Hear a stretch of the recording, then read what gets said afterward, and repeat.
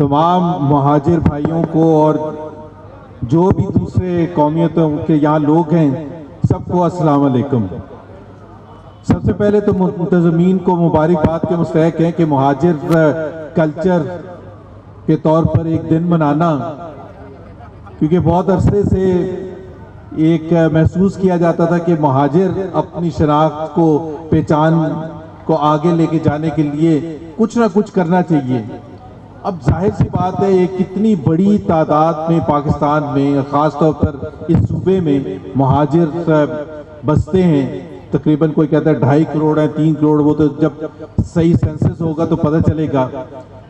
और एक इतनी पढ़ी लिखी कुव्वत जो पाकिस्तान को मैसर आई, क्योंकि महाजिरों का उस हवाले से जो कंट्रीब्यूशन है पाकिस्तान के बनाने में, तो उससे तो कोई मेरा ख्याल है इख्तलाफ नहीं करता। और उन्होंने जो कुर्बानियां दी, और कुर्बानियां उन्होंने दी जो कि उस खित्ते में रहते थे जिन्होंने पाकिस्तान नहीं बनना था।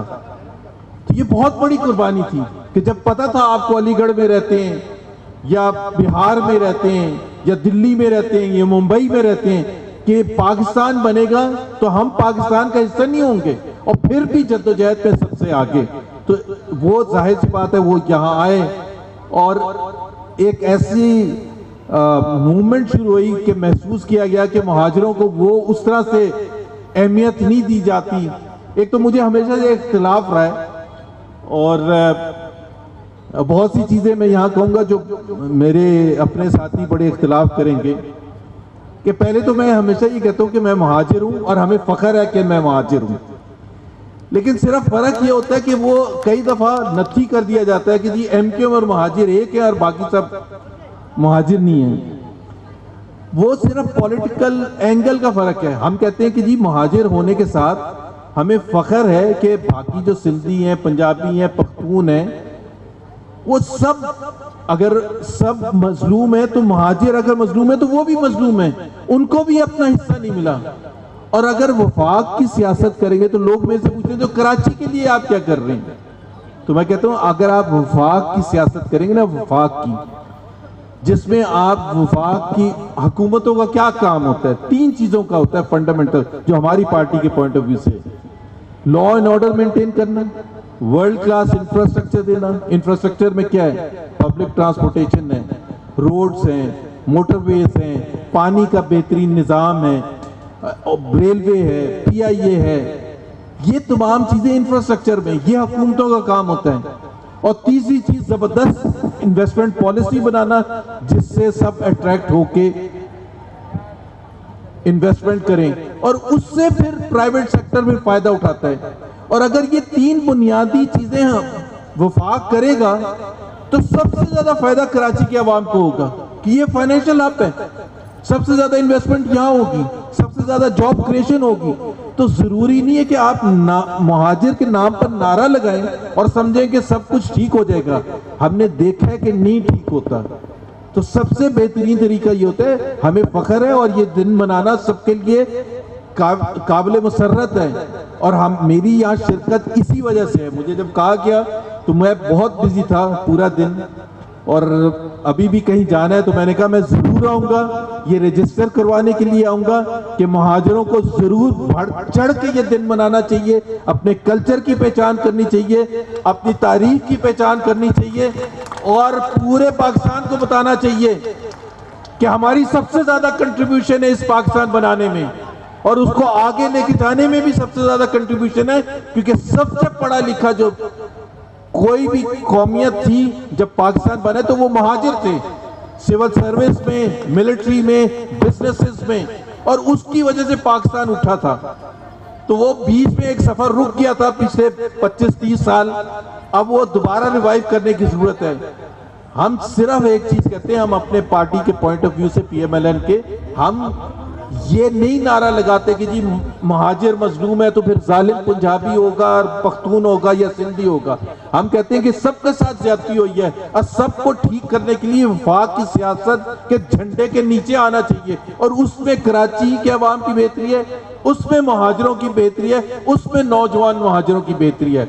तो जबरदस्त काम करते रहे। मुझे फख्र है कि महाजिरों ने बड़ी कंट्रीब्यूशन किया, आइंदा भी करेंगे, क्योंकि सबसे पढ़ा लिखा शहर ये है, फाइनेंशियल हब ये है, सबसे ज़्यादा कंट्रीब्यूशन यहाँ से हो सकती है। तो कराची की रिवाइवल जो है वो सबसे ज़्यादा इम्पोर्टेंट है।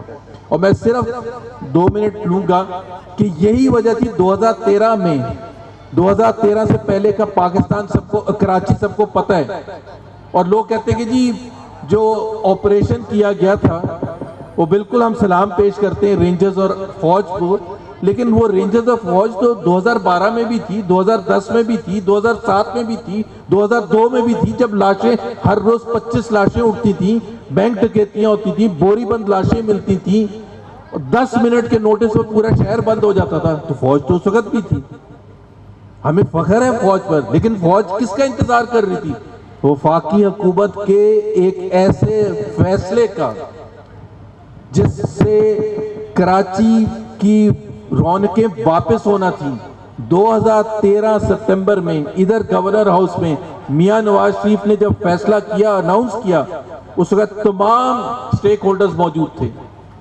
और उसमें सबसे बड़ी बात, हमें फख्र है इस बात पर कि हमने 3 साल में कराची को 2016 तक बिल्कुल नॉर्मल कर दिया था। बल्कि जब मैं गवर्नर बना हूं तो पूरी दुनिया में ये केस लेके गया कि कराची जो है लाहौर के मुकाबले में और दूसरे शहरों के मुकाबले में ज्यादा पुरअमन है।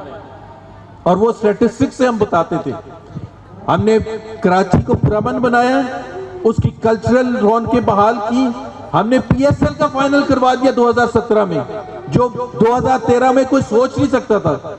तो ये सारी चीजें एक सफर का आगाज किया था कि पहले सबसे पहले अमन लाना है, उसके बाद economic activity, cultural activity, sporting activities करनी है, और ये सिलसिला जारी रहना चाहिए। मैं इस हुकूमत को इस वक्त क्रिटिसाइज नहीं करूंगा, लेकिन जो मोमेंटम था अगर वो जारी रहता तो मेरा ख्याल है पाकिस्तान और कराची बहुत आगे निकलता। और उसका सबसे ज्यादा फायदा कराची के अवाम यानी कि मुहाजिरों को होता है। मैं सिर्फ आपको एक फैक्ट बता दूं कि सन 47 से लेके सन 85 तक, वो जो 38 साल थे, Karachi second fastest city in the world तक ग्रोथ के हिसाब से। हर साल 4 से 5 लाख जॉब्स क्रिएट होती थी। बहुत बड़ा जुलूस है महाजिर झंडे लेके जी।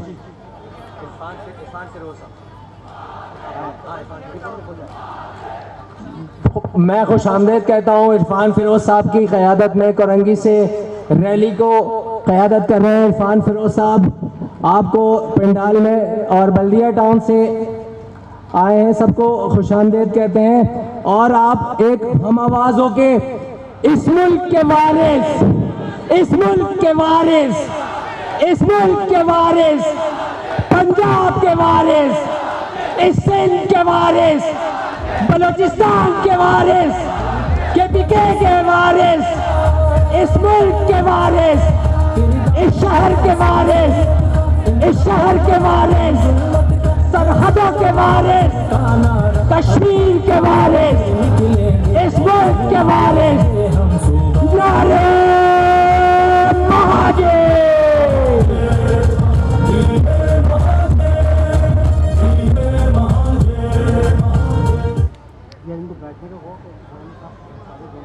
अच्छा, तमाम अफराद से दरख्वास्त है कि साबिक गवर्नर साहब खिताब करना चाह रहे हैं, सब अपनी जगहों पर बैठे और उसके बाद फिर बाकायदा जो है और डिस्कस किया जाएगा, दूसरे लोग खिताब करेंगे। तमाम हज़रात अपनी जगह पर बैठ जाएं और महाजिर सकाफत का जाहिर करें और तंजीम, तमद्दुन और तहजीब का मुजाहरा करें। तमाम आने वालों से गुजारिश है, बराए मेहरबानी आप तमाम लोग प्लीज़ बैठ जाएं। साबिक गवर्नर सिंध मोहम्मद ज़ुबैर साहब बड़ी अच्छी और पुरमस गुफ्तगू कर रहे थे, तो आप लोग प्लीज़ सब बैठ जाएं। ये कोरंगी इंडस्ट्री से जो तमाम लोग आए हैं उनका बहुत बहुत शुक्रिया। और प्लीज़ आप ज़ुबैर साहब की बहुत अच्छी तकरीर हो रही थी, तो आप वो सुनिए और थोड़ा तहम्मुल से सुनिएगा। ज़ुबैर साहब प्लीज़। एक तो मैं अपनी तकरीर तकरीबन ख़त्म कर चुका था, लेकिन जो जुलूस आया उनके लिए दोबारा से कुछ चीज़ें रिपीट कर देता हूँ। मैं ये कह रहा था कि अपने प्लेटफॉर्म से एक तो हमें फ़ख्र है कि हम मुहाजिर हैं, और मुहाजिरों के जो हकूक़ है ना, सही हकूक़, वो दिला के हम रहेंगे। और ये पहले भी हम मुजाहरा कर चुके हैं, बगैर लिसानी फसादात कराए हुए, बगैर किसी दूसरे लिसानी ग्रुप के साथ लड़ाई किए हुए पाकिस्तान की सियासत करते हुए महाजरों के हकूक दिलाएंगे। और वो उसका तरीका जो मैं पहले कह रहा था वो सिर्फ ये है कि अगर आप वफाक की सियासत करेंगे, इस्लामाबाद में बैठ के वो फैसले करेंगे जिससे यहाँ इन्वेस्टमेंट आती है, उसी से जॉब क्रिएशन होगी, उसी से दाखिले होंगे यहाँ के बच्चों के, तो किसी के हकूक हम साथ खड़े में। मैं साबिक गवर्नर सिंध, PMLN का सीनियर लीडर, आपसे ये वादा करता हूं इस तारीख पर, जो कि बड़ी बात है, यहाँ मुंतजमीन ने जिसने भी ये जबरदस्त यहाँ मोहसिन कुरैशी, एहसन कुरैशी और दूसरे बहुत से लोग होंगे, लेकिन सबका हिस्सा है जो यहाँ लोग आए हैं और मैंने सुना है बहुत से लोग आ रहे हैं। तो एक बार फिर इसमें कोई घबराने की बात नहीं कि मुहाजिर नारा क्यों लगाया जा रहा है। ये हम कोई लिसानी सियासत नहीं करने जा रहे हैं। मुहाजिर जैसे लाहौर में पंजाबी फख्र महसूस करते हैं पंजाबी कल्चर डे मनाने के लिए, जैसे पिंडी में महसूस करते हैं, जैसे पेशावर में पख्तून भाई हमारे करते हैं, कराची में मुहाजिर बिल्कुल फख्र महसूस करते हैं। और मैं उनके साथ खड़ा हुआ हूँ क्योंकि मैं खुद मुहाजिर हूँ और हम आपके साथ हैं। लेकिन हम सिर्फ एक तफरीक करते हैं। मैं अपने एमकेओ के भाइयों को यही कहता हूँ कि मुहाजिरों को अगर उनके हकूक दिलाने तो लिसानी सियासत करके हकूक नहीं दिलाए जा सकते। वो सियासत करके जो वफाक की सियासत है, जिसमें सबके दरमियान मोहब्बत पैदा होए, नफरतें ना पैदा हों। ये नहीं कि एक लड्डू हमें नहीं मिला और कोई और खा गया तो उसके पीछे भागे। और जो हमने तारीख से सबक हासिल किया सन 85 के बाद, जिसमें सबसे ज्यादा जब मुहाजिर नारा लगा तो सबसे ज्यादा नुकसान मुहाजिरों का हुआ, क्योंकि यहाँ इन्वेस्टमेंट जो आती थी वो आनी बंद हो गई, जो यहाँ बिजनेसेस थे वो यहाँ से भाग गए, तो यहाँ के नौजवानों के लिए और ज्यादा मुश्किलात पैदा हो गई। पहले थी मुश्किलात, सन 85 से पहले भी थी, लेकिन सबसे बड़ा मसला था शनाख्त का। और शनाख्त होती है जब आप फख्र से अपने ऐसे दिन मनाते हैं जिसमें आप मुहाजिर कल्चर डे मनाते हैं, अपनी शनाख्त बताते हैं, अपनी हिस्ट्री रिकॉल करते हैं और फख्र करते हैं, नौजवानों को बताते हैं कि हमारे बुजुर्गों ने कितनी कुर्बानी दी थी इस मुल्क को बनाने के लिए, और उसके लिए हमारे ऊपर फर्ज है कि इस सफर को हमने आगे लेके जाना है। बहुत बहुत शुक्रिया।